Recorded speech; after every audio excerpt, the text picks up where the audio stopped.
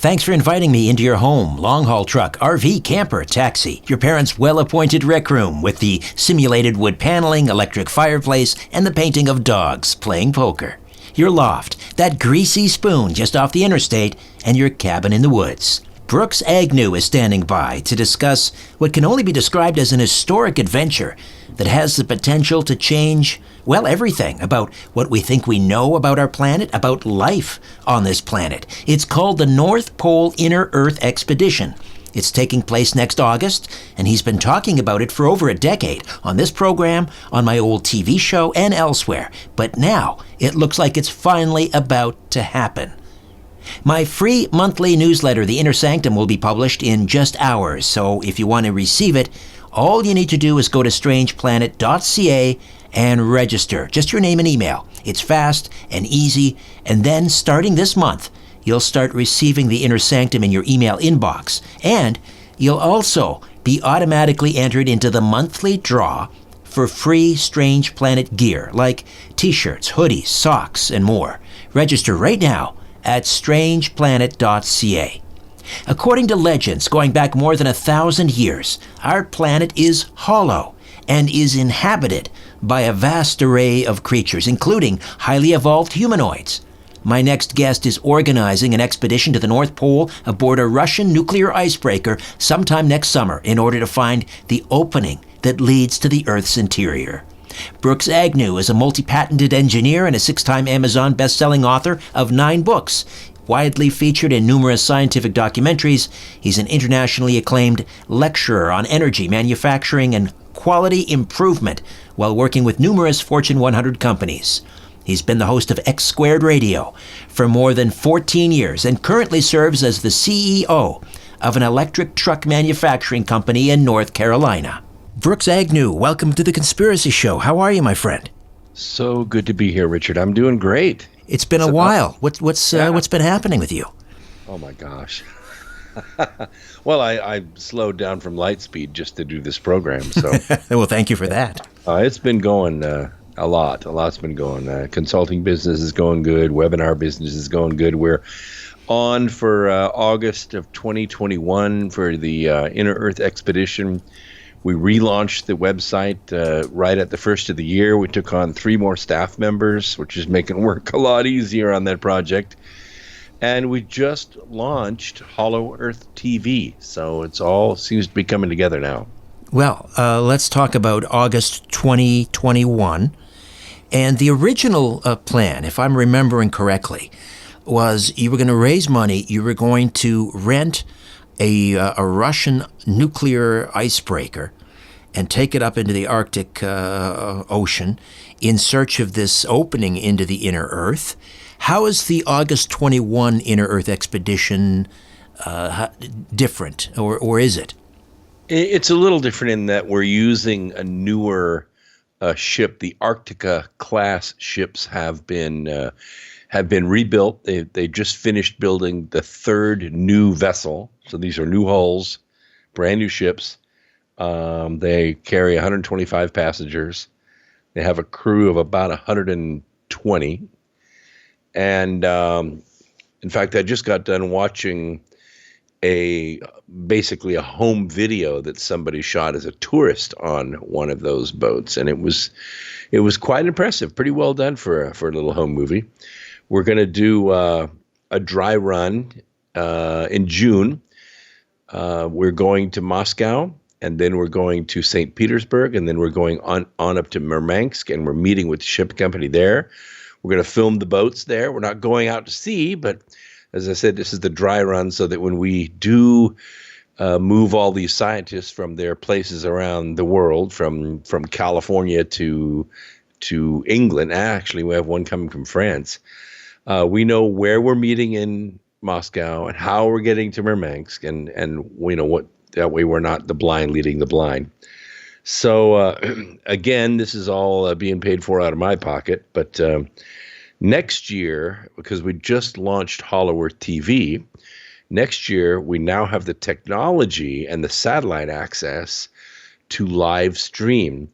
So we're offering 3 packages. One is just videos, which are exclusive to subscribers to Hollower TV, webinars, which allows fans all around the world to interact with us as we do these live webinars. We'll do like roundtables with myself and Brad Olson and Suzanne Ross and Doc Skinner, and we'll talk over things with, for instance, the shipping company and the brokerage house, so people can ask all the questions that they want to ask. And as we go on, we'll have scientists from Stanford and Harvard and MIT and Cambridge on, and they'll be able to ask questions of them. And it'll be great value added for them. And those subscriptions are how we will monetize and pay for this ship, because it's about $4 million to pull this off, which means we need about 100,000 subscribers paying, $4 or $5 a month till we launch. All right. So for people listening who haven't been following this amazing saga, and you and I did a TV show, my late TV show, I guess going back about 8 years ago, I think we did an episode. I met you down at that time in Mississippi. Yeah. Talking about your expedition. For those who aren't familiar with it, just explain in very simple terms what you intend to do. Okay. Yeah. Well, we've followed this legend everywhere for the last 10 years. We've been to Tibet and China and Antarctica. We've been to Japan and Mexico, and we've chased down Mount Shasta, I don't know how many times.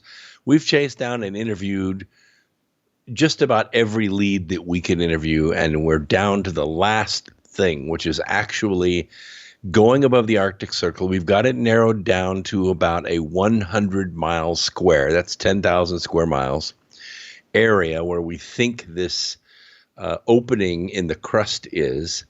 It's not what people think. It's not like a big hole that you can see from space that airplanes have to avoid and everything. We're pretty sure, based on all the other instrumental measurements that we have, that this is probably a fissure in the crust somewhere around 4,200 meters deep in the ocean. And this fissure connects an ocean on the inside of the crust to the ocean on the outside of the crust. And that we believe that there's not only seawater, but sea life moving back and forth between the two oceans. So this fissure that's at a depth of 4,200 meters below the surface of the ocean. That's right. How are you going to access that from this icebreaker? Well, there are a couple ways. One is we have what's called a dart. We drop it from the boat. It goes all the way to the bottom. It embeds itself in the sea floor. A couple seconds later, the springs activate. It pops itself up. It inflates with nitrogen and floats back to the surface. It takes about 3.5 hours for this to make a round trip. When it comes to the surface, we retrieve it, we pull the core, and we take that sample. That's one way. The other way is far more expensive. We're talking with a company that has a submersible, not manned, it's remote, but it is tethered. That is to say, it isn't autonomous, because there's no way to communicate with an autonomous one that's a rover. And it has to be slightly modified, because this submersible right now, it only goes down to 1 kilometer. It doesn't go to 4 kilometers. So the tether has to be lengthened. It has to be strengthened. The sensors have to be upgraded to be able to take the pressure. We will be able to get high definition photography. It has an arm on it so we can take samples on the bottom. But in order to bring this submersible, the company that makes it wants an additional $5 million. So chances are we're not going to take that submersible unless we're wildly successful with the subscriptions. So if you send this dart down there and you do some sort of a core sample, and it comes back up, what's it going to show you? What's it going to tell you? Well, what we will have is, of course, sediment off the bottom. And in that sediment is going to be not only minerals, but also plankton and fossils and things like that, that will probably have a mix of the two life forms, not the life forms in our ocean and the life forms in that ocean. Plus, we'll be able to take seawater samples, which will most assuredly be different since the inner ocean's not exposed to sunlight. It's going to have different salinity, different crystallinity, different plankton in it. And this is, as I said, just a data gathering trip. And we have a hypothesis. We think this fissure's there. And if we all 7 universities are taking their instruments with us, if we come back empty-handed, then we have not, disproven the hypothesis. If we come back that we know for sure there's no fissure there, then we have basically confirmed that there is no opening. But hopefully what will happen, because we think we've narrowed this down based on oceanographic samples that have been taken in the Gulf Stream, which goes right by this area, that this is the source of the sea life. Somewhere in this 100-mile stretch of bottom, which is not traveled any other way except these icebreakers. No ships go this way. But we've had a couple of times since 2007 when this particular area of the Arctic Circle is ice-free. It hasn't happened very often. And both times that it has happened to a large extent, we've had a massive uptick in ancient sea life being netted in areas where it shouldn't be. So we think we've got it narrowed down to this area. So in other words, beneath the ocean floor is another ocean. How does that prove that the Earth is hollow? Since we last met, Washington University, which is in St. Louis, got a grant, and they tasked their grad students to enter 600,000 seismograms into a computer program that they wrote. And what this computer program was designed to do is take these 600,000 seismograms. These are readouts from 600,000 different earthquakes, and they've been recorded, but the data hasn't been analyzed. So once the data was put into the model, they were able to do, because of the source of these quakes are all over the place. And so the effect is to kind of take a CAT scan of the Earth. And so what has happened is they created an image of what the crust looks like.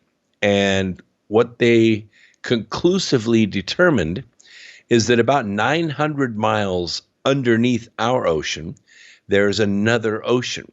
And the waves of that ocean, this is an ocean the size of the Arctic Ocean. It's underneath the Atlantic Ocean. And they can see the waves of that ocean crashing on a shore inside the crust. Wow. So occasionally, people will, you mentioned, ancient sea life and so forth, and we're familiar with the coelacanth, this prehistoric fish that was caught in the Indian Ocean that was supposedly extinct, millions and millions of years ago, and other strange sea creatures and so forth that wash up on beaches and so forth. So is it in line with this theory that these creatures are coming up from this other ocean occasionally through this fissure, and that's why they're present in our oceans occasionally, but they're very difficult to find? Technically speaking, it's not a theory yet. It's still a hypothesis, but yes, and it goes beyond that, because in 2008, when this particular area of the ocean opened up, there was a big calving event. A calving event is when a large piece of ice breaks loose and floats free, and it opens up an area. That summer in Malaysia, the NOAA funds a sampling where they go and sample rays like stingrays and manta rays. And the reason they do this is because rays in the ocean are very sensitive to environmental stress, kind of like tree frogs in the Amazon. If there's pollution or acid rain or you see a lot of mutations in these particular life forms. So normally they see 50 to 100 mutations when they take these samples. I think they do it every 5 years. They went in 2008, the summer of 2008, which is after this calving event, and they found 1,500 new species of rays. We're not talking mutations. We're talking new species, rays that we've never seen before. Big ones, small ones, frilled sharks, dorsal squids. These we've never seen before. The frilled shark has probably been extinct for 1.5 million years, and this was a full adult, blind, frilled shark that they netted. It didn't live for very long after they brought it up, but it was alive. And they are pretty sure that these species are from that inner sea.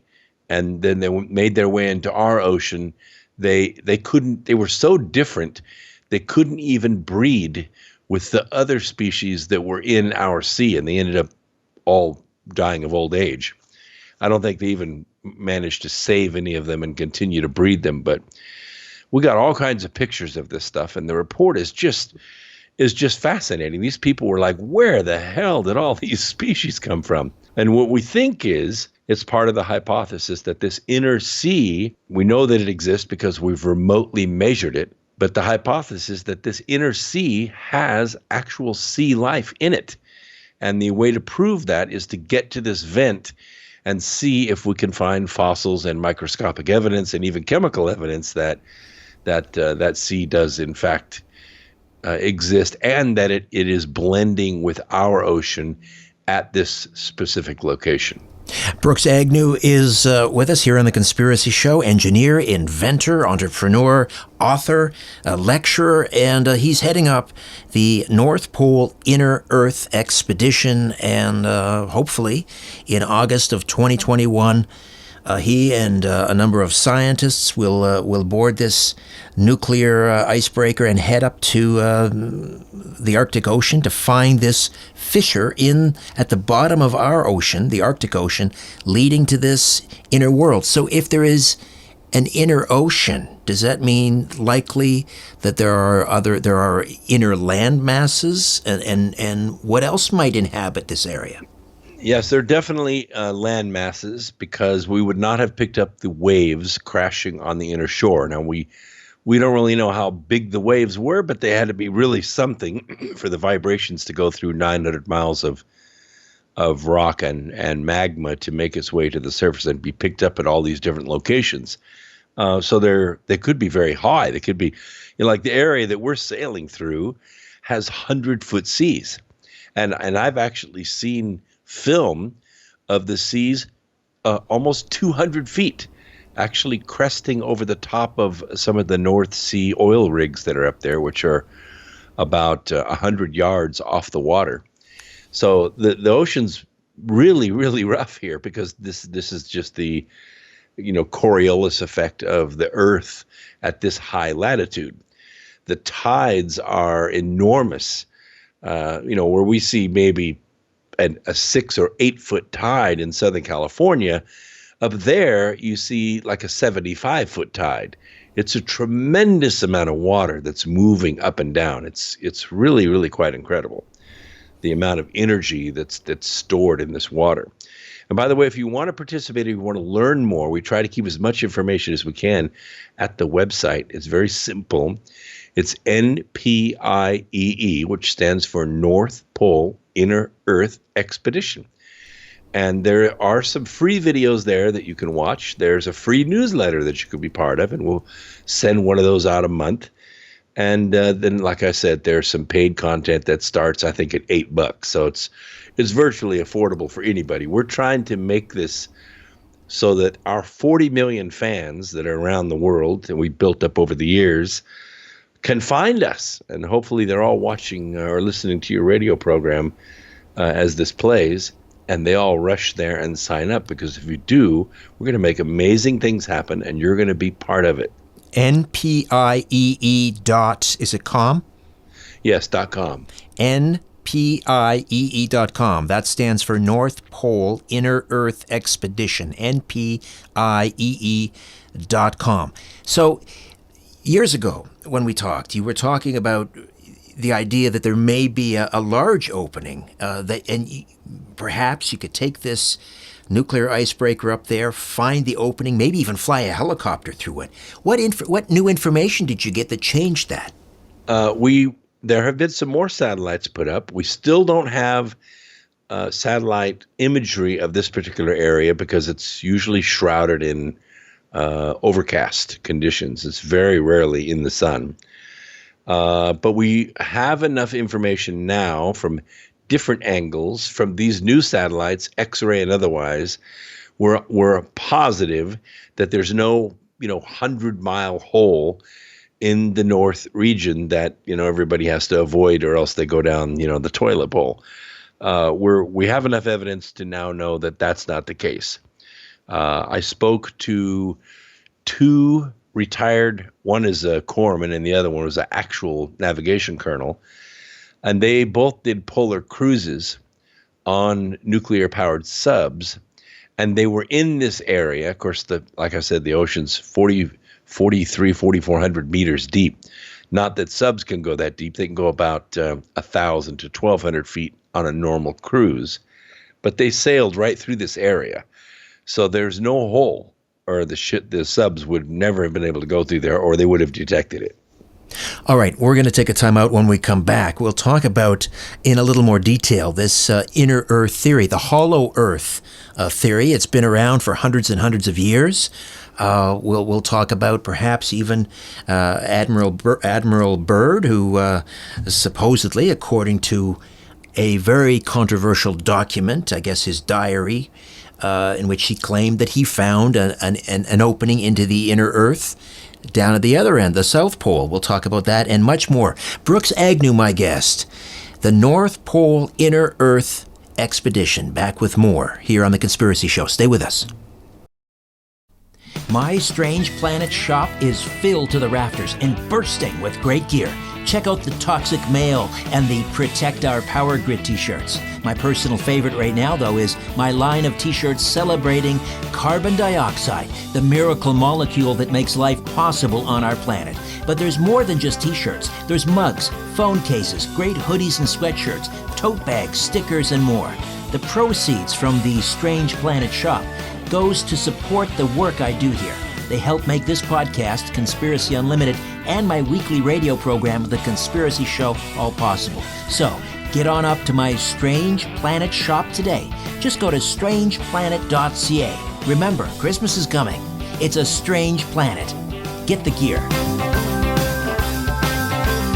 With Brooks Agnew. He is leading an expedition into the inner Earth, NPIEE.com. NPIEE.com. That stands for North Pole Inner Earth Expedition.com. If people sign up, they get the newsletter, but what else do they get? They get to stream live as you're heading up there? There are three different products that they can sign up for. One is access to exclusive video. This is content that came from Antarctica, because Brad Olson just got done with that tour last winter. And other content that we've taken around the world, Shasta, Tibet, Mexico, content you won't see anywhere. You won't see it on YouTube anywhere. We do it on our live presentations, but we want to reach a bigger audience. So we're making that available there. And we'll keep adding content as the year goes on.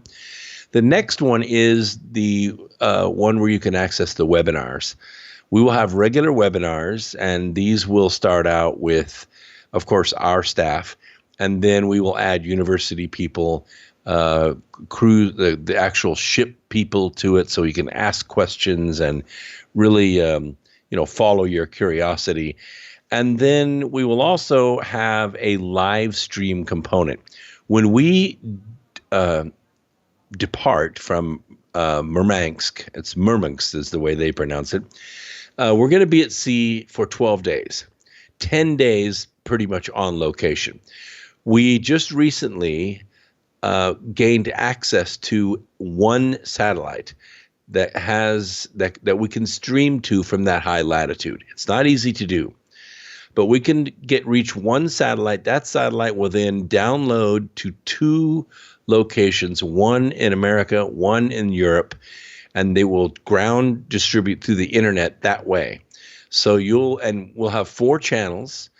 We'll have 12 cameras running almost 24 hours a day, and we'll select 4 of those to stream.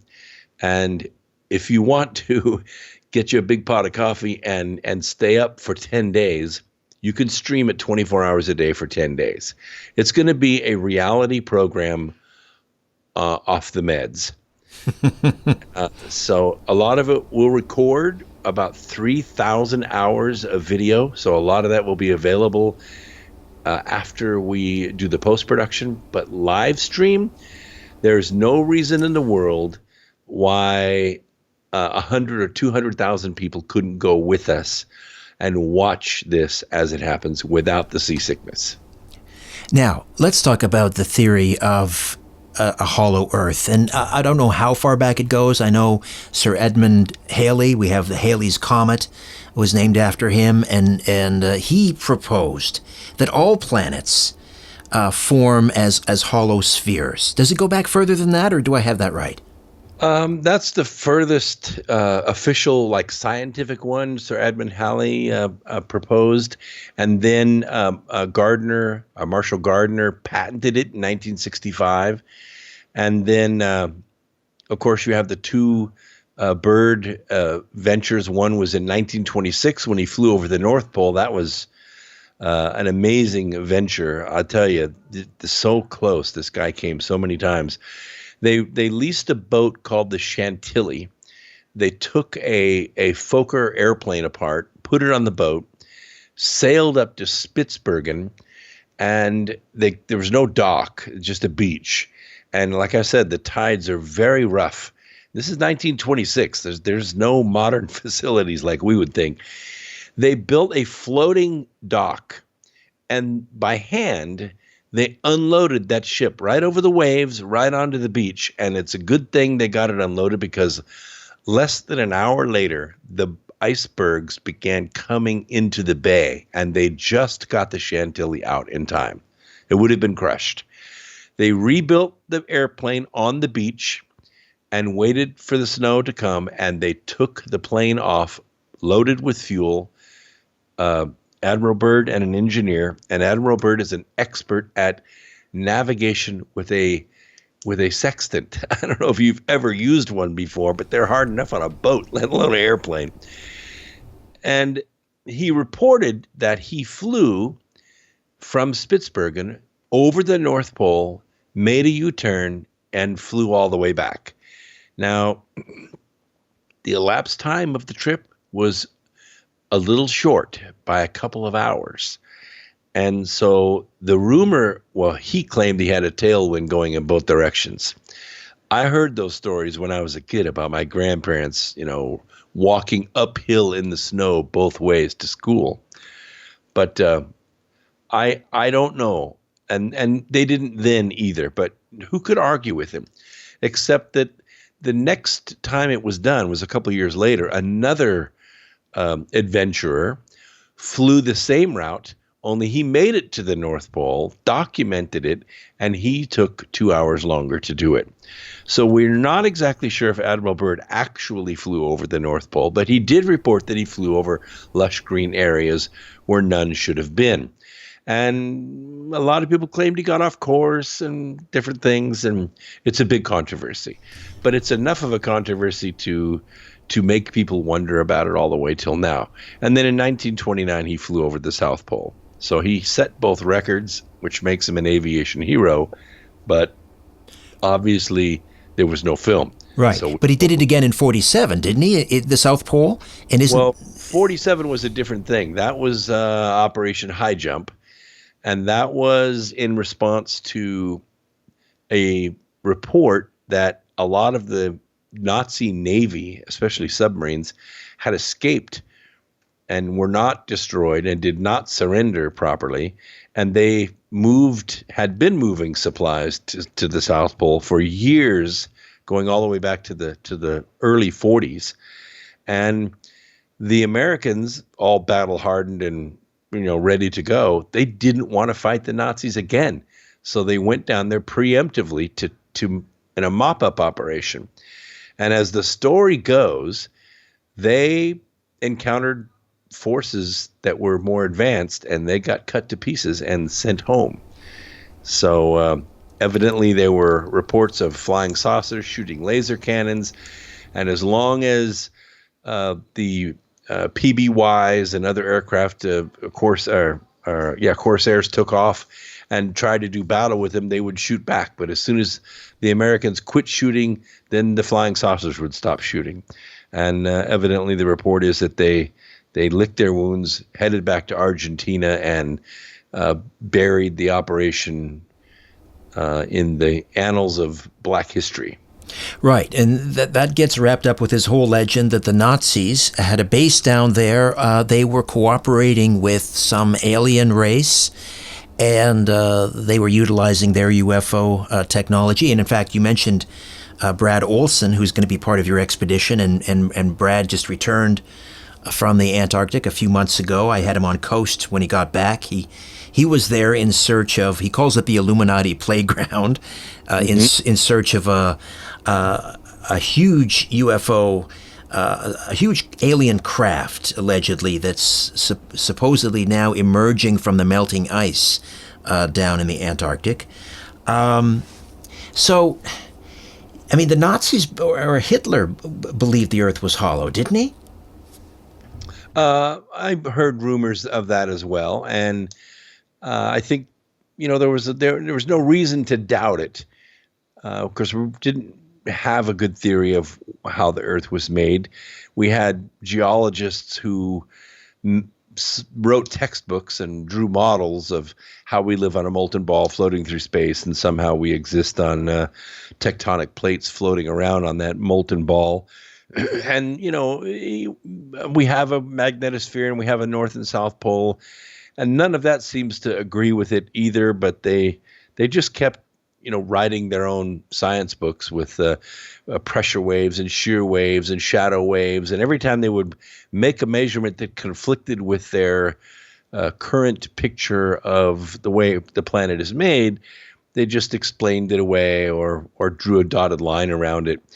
But what we started to do is, and I did it reluctantly because I went to the same school everybody else did. I have all their textbooks too. We did a cross-disciplinary review. We took geology, oceanography, astronomy, cosmology, motion of planets, and the more satellites we put up and the more information we gained, the more it started to put in doubt the classic way that we think planets form. And then when, of course, Pluto was discovered to be hollow, everybody was going, well, I mean, if Pluto's hollow, what else is hollow?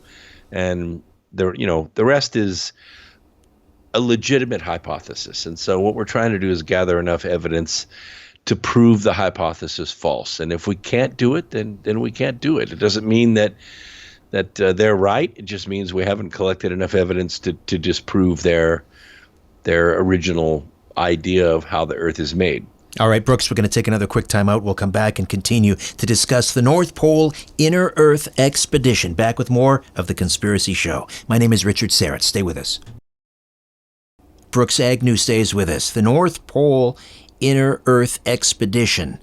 NPIEE.com. NPIEE.com.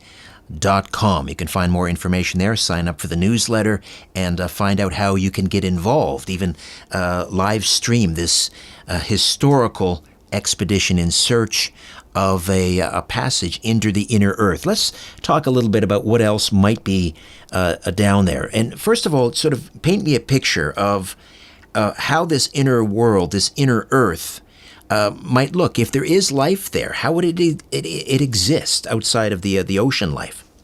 Well, now you're accessing the little boy in me. I mean, that if there is an ocean there, that means it's not frozen, and it's also not boiling, like a big steam cooker down there. It means that it's in the range that can support life. And I can tell you as a scientist, if there's space there, even if they are extremophores, there will be life there. It is interesting that when we look at the way our magnetosphere is formed, we are pretty sure that it is the result of counter-rotating metallic bodies. We now know absolutely irrefutably that the core of the Earth is an iron xenon crystal. We think it's about 12 to 1,300 miles in diameter, based on its density at a little over 14 grams per cubic centimeter, and that it's probably due to conservation of momentum rotating much faster than our crust, which is exactly why we have the magnetosphere that we do. Other planets don't have magnetospheres. Mars does not, the moon doesn't, but Earth does. And if that's the case, with the crust being 900 miles thick and the core being 12 to 1,300 miles thick, that means there's about 1,000 miles of open space there that's full of air. And there's no telling what kind of life could be in there. And by the way, an iron xenon crystal would be white in brightness, not like a fusion sun like we have, but iron light is the same kind of light that we get from, say, a grow lamp. So it's perfectly in the wavelength for photosynthesis. Ah, so that is the light source. That is the inner Earth sun, really. That's correct. It's not a sun like ours. It's not a star like a fusion star. It's not off-gassing. But at that temperature, 6,000 degrees C, matrixed with xenon, which, by the way, solves another big mystery that we've had for forever and ever. There's a law in chemistry called the law of partial pressures. We would do a headspace analysis of, say, a Pepsi bottle. If you stuck a needle through the cap of the Pepsi bottle and you took a sample of the air above the liquid in the Pepsi bottle and you shot that sample onto a gas chromatograph, it would identify all the chemicals in that headspace. And that would be in proportion to all the chemicals that are in the liquid. That's called the law of partial pressures. But the xenon in our atmosphere that is present in our oceans is missing about 90% of it. It's not even close. And we've always wondered, where's all the xenon from our atmosphere? It should be there. And when we began doing spectrographic measurements of the core, we were getting a very sharp, clean iron signal, which means not much impurities, but it did have a little side hump on it. We were always wondering what that was. And so they built an experiment, which is called the diamond anvil experiment. They took an industrial diamond about the size of a football, cut it in two, put each half on a hydraulic ram. And then in between the two pieces of diamond, they put a crucible.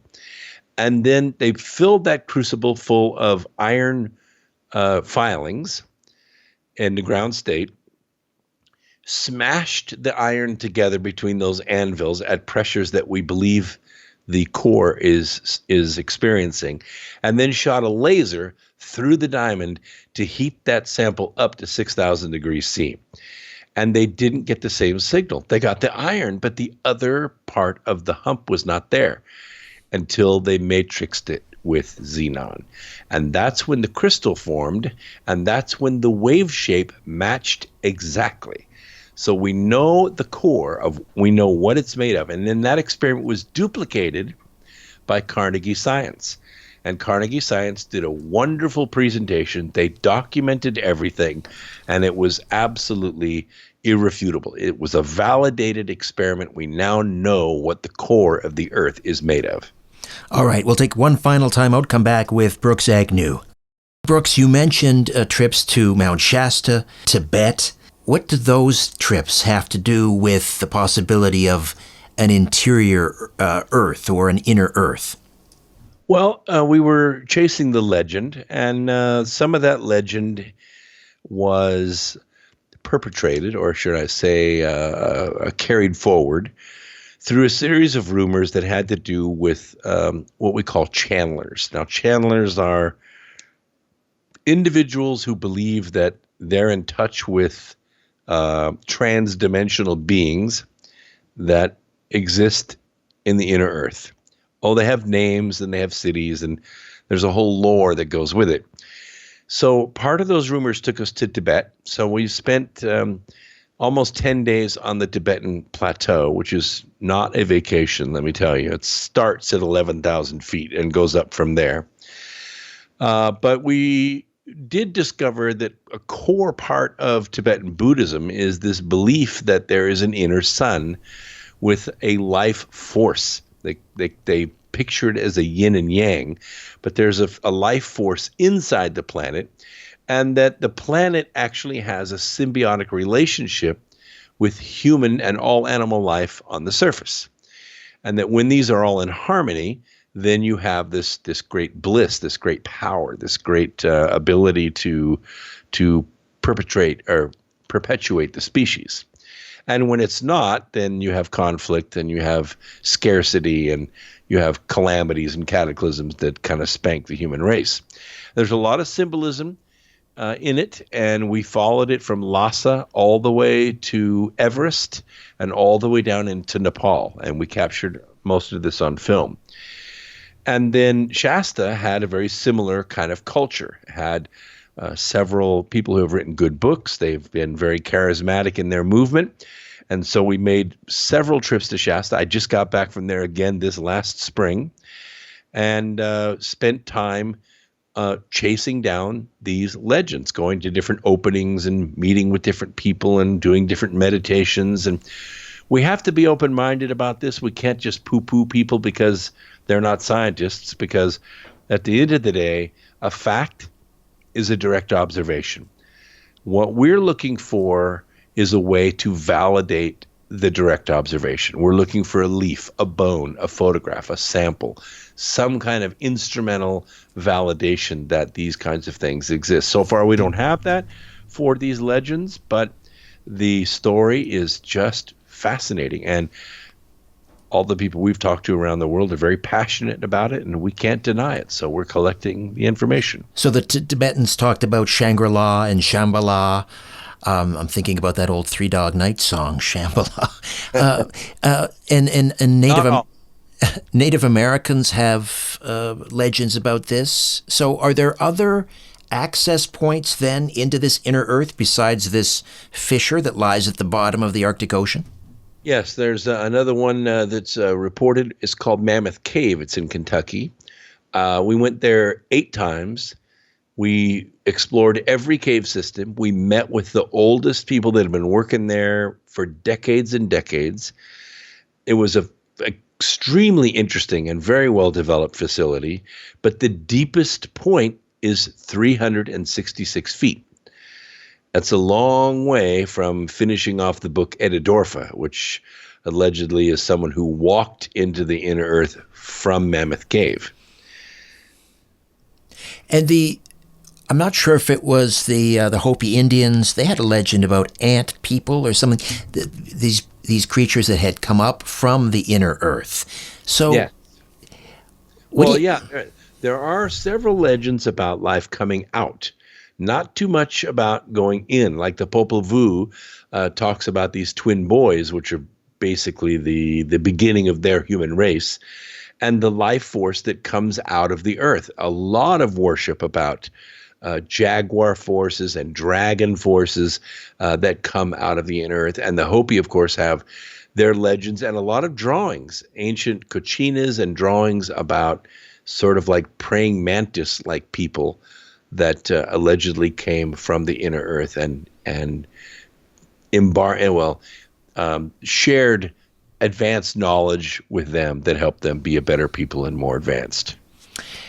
And the idea, the legend that UFOs, we have many reports of these craft coming out of the ocean that might suggest that they've always been here and that perhaps they too are denizens of this inner earth. What do you think about that? Well, that's something we have a lot of independent evidence on. We now have radar, we have video, we have lots of pictures, some of it official from the government, some of it recently released. So we know that these UFOs exist, But we know also that they're as present as they want to be. If they wanted to be more present, there's probably nothing we could do about it. But the conclusion we draw is that they're all over the place. Every place we went, from Japan to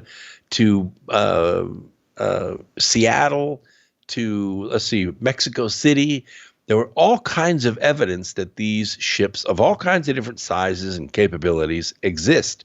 But they're not always in the sky. They're somewhere. They're not parked somewhere on the ground. And my friend Dan Willis, who was a radioman in the Navy, he received a distress call from a ship off the coast that a 60-foot silver disc had come up out of the water and then shot straight up into the sky and off into orbit, or out of orbit. And the rest is actually a lot of it very validated data that these ships may be able to withstand the pressures of our oceans. And one thing we know about our oceans is we don't know much about them. We know the sea lanes pretty well, but as far as the rest of the sea floor, which makes up 4/7 of the planet, it's navigable, but we don't know anything about the ocean floor. We can see the ocean floor down to about 300 feet. We have a lot of side scan sonar of places like the Mediterranean, the Devil's Triangle, some deep areas off the coast of Cuba, and that's it. We just don't know what the seafloor holds for us. And for all we know, there's a whole nother civilization that lives in cities on the seafloor.